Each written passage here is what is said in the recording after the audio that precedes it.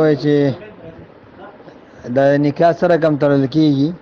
کوم الفاظ به وایي محترمه په نکاح کې که جنۍ ولک مخامخ ناست وي نو جنۍ نه پوښتنه کوي چې ته خپل ځان د هلک د په نکاح شرعي محمدي سره په مقابله د عمر مهر کې ورکړی او ور دې که هغه وایي چې هو ما ورکړی او ور مې که او هلک نه پوښتنه کوي چې تا دغه پلانکۍ جنۍ مقابله د عمر مهر کې تا قبوله کړې وه قبوله دې کړه هغه وایي قبوله کړې مې وه قبوله مې کړه ایجاب او قبول کې ضرور دی چې یو لفظ د ماضي صيغې د تېره شوې زمانې یو د حال د موجوده زمانې لفظ به استعمالوي او که چې د وکیل نه وکیل نه پوښتنه کې د جنۍ د خوا چې کوم وکیلي چې د فلانکۍ د فلانکۍ لور چې په دې نامه باندې د هغه بله ژوندۍ لور نشته دی په مقابله د دغه روپو مهر کې چې د فلانکۍ د فلانکۍ زوی ته په نکاح شرعي محمدي سره ورکړې وه ور دې کړه